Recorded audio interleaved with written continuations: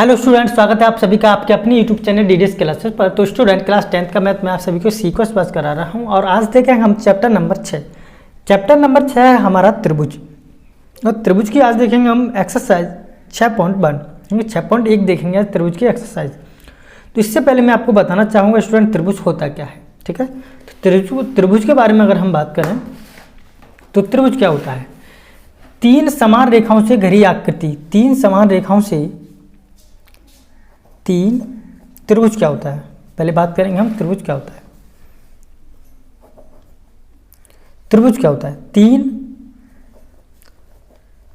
समान रेखाओं से घिरी आकृति। तीन समान रेखाओं से घिरी आकृति या तीन ओर से घिरी आकृति। तीन ओर से घिरी आकृति को त्रिभुज कहते हैं। त्रिभुज कहते हैं। ठीक है, तीन ओर से घिरी आकृति को, क्या ये आकृति एक दो तीन ओर से नहीं घिरी हुई है? तो तीन ओर से घिरी आकृति को क्या बोलते हैं? हम त्रिभुज बोलते हैं। अब इसमें भी हमें जो पढ़ना है वो समरूप और सर्वागसम के बारे में बात करेंगे। ठीक है, समरूप त्रिभुज, समरूप आकृति और समरूप सर्वागसम आकृति क्या होती है। देखो, समरूप आकृति, बच्चा समरूप जो आकृति होती है वो होती है सम माने समान, रूप माने रूप, यानी कि समान रूप वाली। जैसे अगर ये कोई त्रिभुज है, ठीक है, तो ये भी यहाँ अगर मैंने एक त्रिभुज बना दूं ऐसे करके, ये भी त्रिभुज है एक जैसा और ये भी त्रिभुज है एक जैसा, लेकिन क्या है इसका आकार? क्या है आकार देखो समान है कि नहीं है। ठीक है, साइज से मतलब नहीं, साइज छोटा भी हो सकता है बड़ा भी हो सकता है, लेकिन समान होना चाहिए। यानी कि ये त्रिभुज है तो ये भी त्रिभुज है। समझ पा रहे हो? ये त्रिभुज अगर ऐसे हम ले लें, एक वृत्त है ये और दूसरा वृत्त है ये और तीसरा भी वृत्त है ये तो ये तीनों आपस में क्या है? समरूप हैं। ये समरूप हैं तीनों आपस में, क्या है? वृत्त समरूप है। क्योंकि क्या है आकृति, देखो ये भी वृत्त है, ये भी वृत्त ही है और ये भी वृत्त ही है। इसमें क्या है? समरूपता के नियम में छोटा बड़ा आपको नहीं देखना, सिर्फ ये देखना अगर ये वृत्त तो ये भी वृत्त ही होना चाहिए। समझ रहे? छोटा हो बड़ा हो चलेगा, लेकिन वृत्त ही होना चाहिए। त्रिभुज है तो त्रिभुज ही होना चाहिए। समझ पा रहे हो? अच्छा, और एक बात आई सर्वागसम। सर्वागसम क्या होता है? सर्वागसम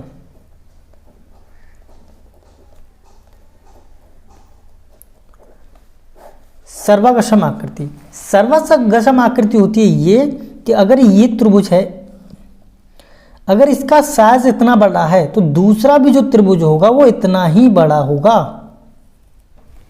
इसमें साइज से फर्क पड़ता है। ठीक है, इसमें क्या है? डिक्टो वही चाहिए, बिल्कुल जैसा है वैसा ही रूप इसको चाहिए। इसको छोटा बड़ा नहीं चलेगा, इसमें जैसा है वैसा ही चाहिए।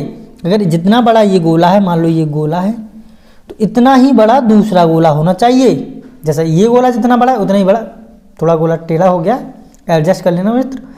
जितना बड़ा ये गोला होगा उतना ही बड़ा ये गोला होना चाहिए। यानी कि दोनों आकृति क्या होनी चाहिए इसकी दोनों आकृति बिल्कुल डिक्टो वही की वही होनी चाहिए। ठीक है, अब उम्मीद है स्टूडेंट समझ पाए होंगे। उसमें क्या छोटा बड़ा चलेगा समरूप में।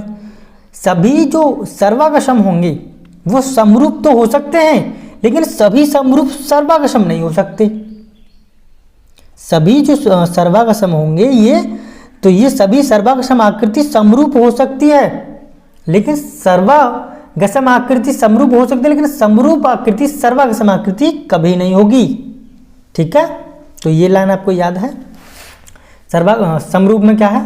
सेम होना चाहिए, बस क्या है? आकार से फर्क नहीं है, साइज से फर्क नहीं है, आकार सेम होना चाहिए। ठीक है, इसमें क्या है? इसमें साइज मैटर करता है। ठीक है, आकार साइज दोनों एक जैसा ही होना चाहिए इसमें, डिक्टो। ठीक है, तो उसे बोलते हैं सर्वागसम आकृति। राइट, अब देखेंगे प्रश्नावली हम प्रश्नावली 6.1 का क्वेश्चन नंबर 1, प्रश्नावली 6.1 का क्वेश्चन नंबर 1 देखेंगे। क्वेश्चन नंबर 1 क्या है, ठीक है। तो क्वेश्चन नंबर 1 है इसका स्टूडेंट, क्वेश्चन नंबर 1 करेंगे। तो क्वेश्चन नंबर 1 क्या है, देखो ये क्वेश्चन है इसके,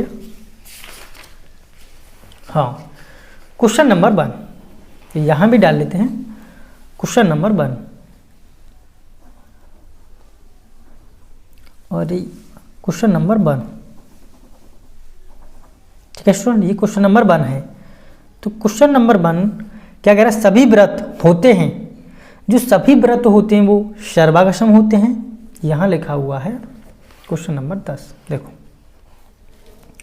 क्वेश्चन नंबर 1, प्रश्नावली 6.1 का क्वेश्चन नंबर 1 क्या है, क्वेश्चन में दिए गए शब्दों में सही शब्दों का प्रयोग करते हुए रिक्त स्थानों की भरिए, ठीक है।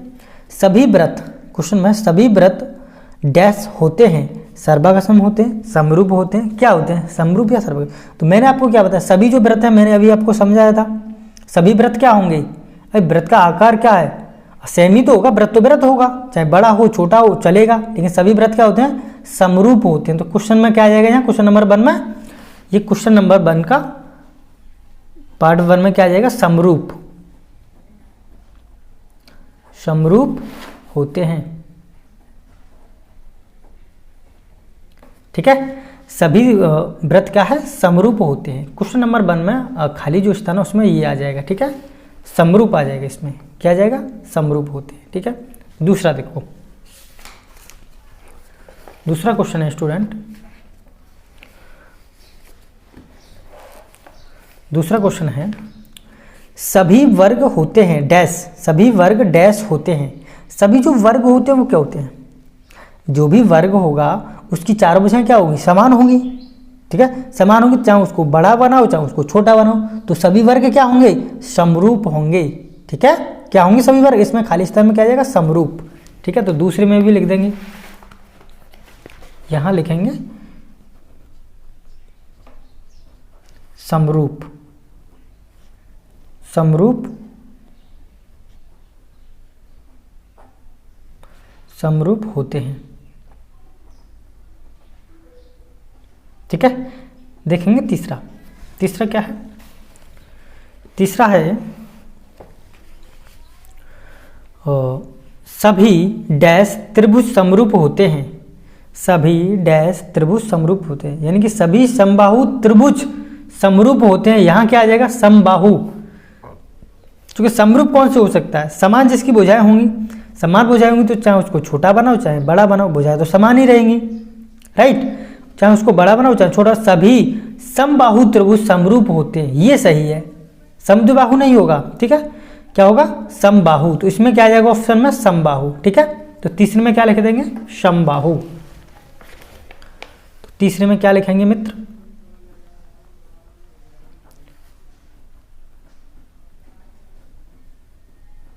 समबाहु, ठीक है। देखेंगे चौथा क्या है,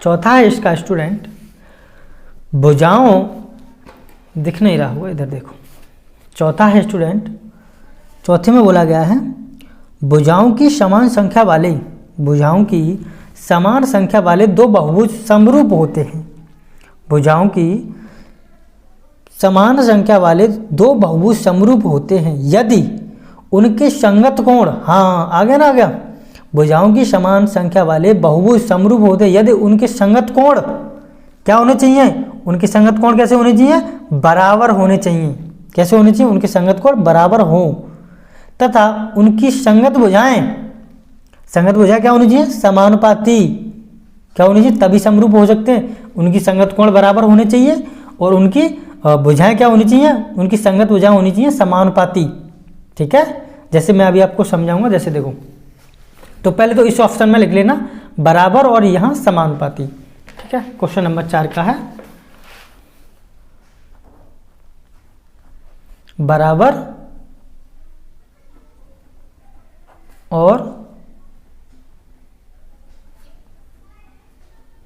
समानुपाती, ठीक है। जैसे कोई भी त्रिभुज समरूप कैसे हो सकता है? क्या आपको बोला वो सभी त्रिभुज, क्या बोला था क्वेश्चन में देखो, हाँ उसमें बोला था भुजाओं की समान संख्या वाले बहुभुज कोई भी हो सकता है समरूप होते हैं यदि उनके संगत कोण क्या बराबर हों तथा उनकी संगत भुजाएं क्या हों, समानुपाती हों। जैसे मान लो हम त्रिभुज ले लेते हैं एक आकृति, ठीक है, यहाँ एक आकृति ले ली त्रिभुज, यहाँ ए बी और सी मान लो। एक आकृति और ले लेते हैं, यहाँ मान लो पी क्यू और आर, ठीक है। तो इनके जो संगत कोण है ना, इसके और इसके संगत, ये दोनों समरूप कैसे हो सकते हैं?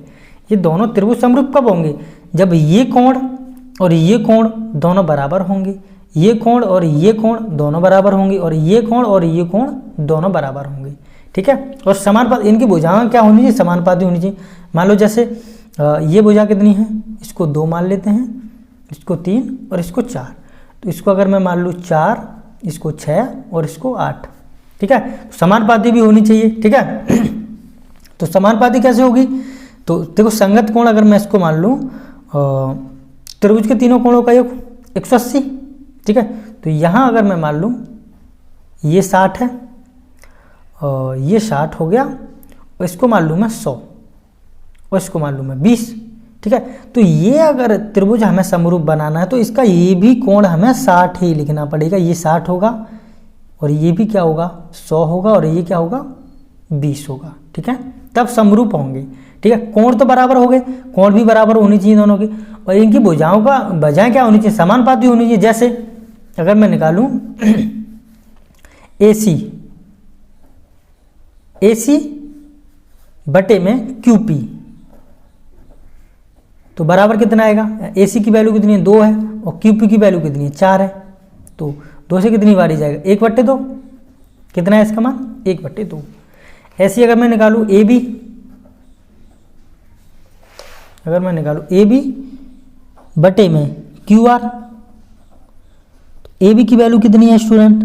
4, और QR की वैल्यू कितनी? 8, तो यहाँ से 4 से जाएगा, इसका भी कितना आएगा? 1/2, ठीक है। अगर मैं निकालूं स्टूडेंट BC बटे में RP, तो BC की वैल्यू कितनी है? 3 है, तो RC की वैल्यू कितनी है? 6 है, तो ये भी कितना आएगा? 1/2, ठीक है। तो देखो इसका भी मान 1/2 है, इसका भी मान 1/2 है, इसका भी मान 1/2, तब जाके ये समरूप बनेगा, ठीक है, तब जाके ये क्या होगा? समरूप होगा। आई होप स्टूडेंट आपकी समझ में आ गया होगा समरूपता का नियम क्या होता है। तो अब देखेंगे हम क्वेश्चन नंबर इसका 2, क्वेश्चन नंबर 2 क्या है। तो क्वेश्चन नंबर 2 की तरफ चलेंगे। क्वेश्चन नंबर 2, क्वेश्चन नंबर 2 क्या है? तो क्वेश्चन नंबर 2 है क्वेश्चन नंबर 2 है निम्नलिखित युग्मों के 2 भिन्न भिन्न उदाहरण दीजिए। निम्नलिखित युग्मों के 2 भिन्न भिन्न उदाहरण देने हैं, यानी कि समरूप आकृतियां भी बनानी है आपको, ठीक है, समरूप आकृतियां बनानी है, और ऐसी आकृतियां जो समरूप नहीं हैं ये भी बनाना है। तो कुछ भी बना लीजिए। तो अगर मैं बनाऊं तो यहाँ क्वेश्चन नंबर 2 का क्या है? क्वेश्चन नंबर 2 में बोला गया है 2 भिन्न भिन्न आकृतियां के उदाहरण दीजिए, यानी समरूप आकृतियां और ऐसी आकृतियां जो समरूप नहीं है। एक तो क्या बनाना है?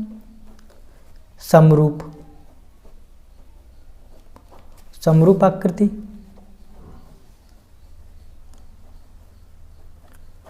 और दूसरी जो बनानी है जो आकृति वो नहीं है, समरूप नहीं है, जो ऐसी आकृति जो समरूप नहीं है, ऐसी आकृति जो समरूप नहीं है। तो समरूप आकृतियों का क्या बनाओगे? 2 वृत्त अगर हम बना लें तो परस्पर वो क्या होते हैं? अगर हम 2 वृत्त बनाएं स्टूडेंट, तो वृत्त क्या होंगे? परस्पर समरूप होते हैं। अगर मैं 2 वृत्त बना लूं तो 2 वृत्त परस्पर क्या होंगे? समरूप होंगे। जैसे 2 वृत्त बना लो ऐसे, तो भिन्न भिन्न आकृतियां बन गई है। तो ये क्या है? 2 वृत्त परस्पर समरूप होते हैं, लिख देंगे यहाँ 2 वृत्त परस्पर समरूप होते हैं। ठीक है, दो वृत्त परस्पर समरूप होते हैं। ऐसे ही अगर दो और ऐसी आकृतियां बनानी है तो एक और आकृति बना लें हम, दो वर्ग बना लें।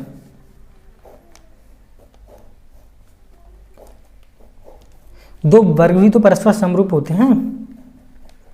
दो वर्ग परस्पर समरूप तो होते हैं, परस्पर समरूप होते हैं। दो वृत्त भी क्या होते हैं, परस्पर समरूप होते हैं। ठीक है, एक तो हो गया अपना ये। अब क्या करेंगे स्टूडेंट, अब देखो अब क्या करना है। अब दूसरे क्वेश्चन में क्या था, ऐसी आकृतियां जो समरूप नहीं है, ऐसी आकृतियां जो समरूप नहीं है, तो ऐसी आकृति आप क्या बनाते हैं, एक वृत्त और एक त्रिभुज समरूप नहीं होते हैं, बना लीजिए बस। अगर हम बनाएं, दूसरे का बनाएं,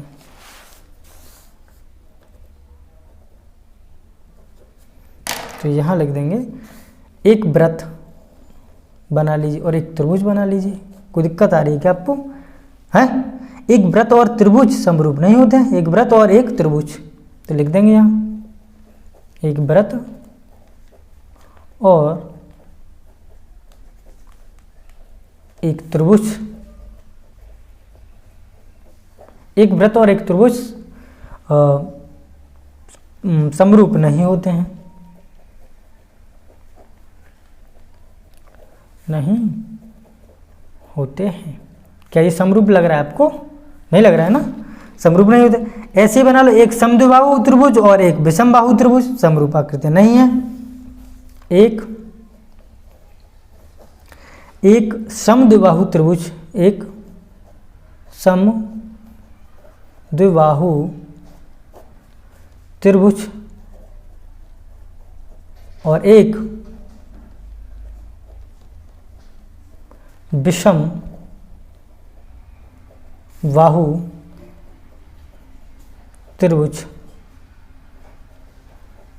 समरूप नहीं है। ठीक है ना, समरूप आकृतियां नहीं है, समरूप